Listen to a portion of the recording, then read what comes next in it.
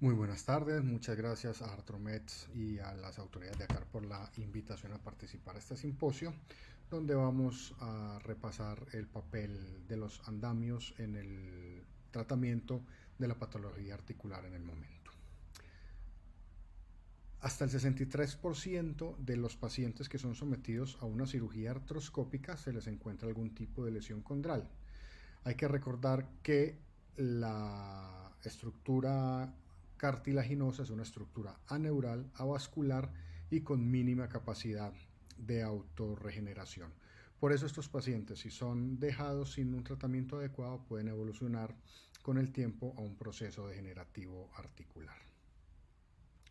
En el año 1974, el doctor Pridi se le adjudica la primera técnica de estimulación de médula ósea, en la cual el doctor hacía unas perforaciones a través de la médula ósea con el objetivo de encontrar o de obtener células mesenquimales que formaran un coágulo y que hiciera una cicatriz de la lesión. Esta cicatriz era una cicatriz de fibrocartílago con unas propiedades estructurales biomecánicas y biológicas muy distintas al cartílago articular. En el inicio de los años 80, el doctor Stedman determinó cuáles eran los pasos adecuados para realizar una satisfactoria procedimiento llamado microfractura y describió que había que hacer unos orificios de diámetros de aproximadamente de 1 o 2 milímetros con una profundidad de 2 a 4 milímetros que fueran perpendiculares al hueso subcondral, que la separación entre estos orificios fueran de 3 a 4 milímetros y que se había de regularizar los bordes de la lesión y que idealmente estas lesiones deberían ser entre 2 a 4 centímetros cuadrados. Los resultados inicialmente fueron muy satisfactorios, pero los trabajos de publicación se fueron demostrando que aproximadamente a los 2 años los resultados satisfactorios iban disminuyendo, porque se empezaron a encontrar formación de quistes subcondrales, formación de osteofitos y que realmente se hacía era una fractura por la debilidad ósea que se producía en el hueso subcondral secundario a las perforaciones.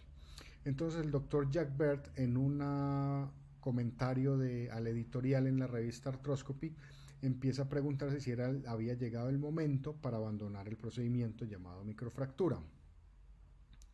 Y se empezaron a generar opciones para salvar las limitantes locales que generaba la microfractura,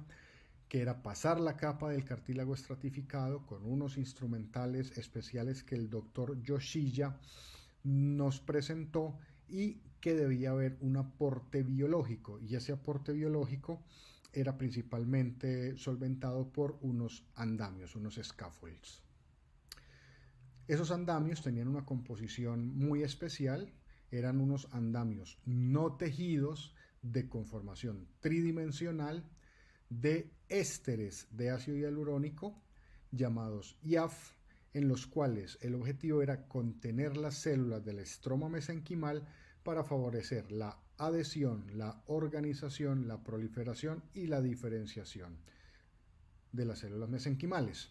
que se ponían al entrar en contacto con la superficie lesionada se empezaba a degradar inmediatamente, creando un soporte, un andamio para protector de la contención de las células mesenquimales, creando un ambiente biológico propicio para la cicatrización de la lesión. Estos trabajos empezaron a tener un soporte, un sustento científico por trabajos in vitro realizados por la doctora Gina Lisignoli en Bolonia, en las cuales encontraron que las células del estroma mesenquimal favorecidos o protegidos por los andamios de ácido hialurónico aproximadamente a los 28 días empezaban a tener fibras de colágeno tipo 2 teniendo una configuración de cartílago-like. Y empezaron a aparecer en la literatura trabajos en los cuales empezaban a mostrar que la microfractura acompañada de un soporte biológico de tipo un andamiaje era mucho mejor y perduraba en el tiempo. El doctor Sofu, con un estudio de 43 pacientes, un estudio de nivel 3, en el cual hizo dos grupos, un grupo de 19 pacientes al que lo llamó grupo 1, que eran microfracturas con andamio, y al grupo 2, 24 pacientes a los que solamente se le realizaron microfracturas con un seguimiento de 25.7 meses con lesiones en varias localizaciones de la rodilla de clasificación Outer Bridge 3 o 4. Fíjense cómo todos los scores fueron mejorando a los 24 meses de seguimiento y en la valoración radiológica el 36.8% de los pacientes del grupo 1, 7 de ellos y solamente 4 del grupo 2 se consideraron con un llenado completo de la lesión desde el punto de vista de resonancia. Y el doctor Alberto Gobi, con unos trabajos muy interesantes, que es una de las personas que más ha trabajado sobre el tema, nos muestra que en una serie de 23 pacientes con seguimiento a 8 años, con un nivel de evidencia 4, es un reporte de casos, encuentra mejoría en todos los scores en los pacientes a los que se les realizó microfractura con un scaffold de ácido hialurónico embebidos en aspirado de células de la médula ósea. Y lo que más importante de este trabajo es que no hubo diferencias entre la edad y el tamaño para la mejoría a largo tiempo. 46 pacientes del Dr. Tan en un trabajo en los que hacen lesiones de grado 4 articulares del cartílago de la rodilla, en el cual se les hace un seguimiento a 18 meses, lesiones Outer Bridge tipo 4 y se les hace microfractura con Hyalofast. Todos los scores fueron mejorando a lo largo de los 18 meses y también empezaron a haber pruebas adecuadas y resultados satisfactorios en lesiones por encima de 4 centímetros. Fíjense aquí cómo la P es estadísticamente significativa en todas las mediciones que el COS realiza. Este estudio también del Dr. Gobi, prospectivo, nivel 2, 50 pacientes, grupo de microfractura y grupo de microfractura con un andamio de ácido hialurónico y aspirado de células de médula ósea. Todos estos pacientes tuvieron una grande mejoría, sobre todo estos en el grupo 0 y en el grupo 1, en los cuales consideraron que 16 y 9 pacientes a los 2 años y 19 y 6 pacientes a los 5 años eran considerados con una mejoría total o casi total con una P estadísticamente significativa. El mismo doctor Gobi nos muestra 37 pacientes en los cuales comparan MACI, 19 pacientes, y aspirado de médula ósea, y a todos se les pone andamio de ácido hialurónico. Se les hace un seguimiento a 3 años, 5 pacientes del grupo de MACI y 6 pacientes del grupo de aspirado de médula ósea se les puede realizar un second look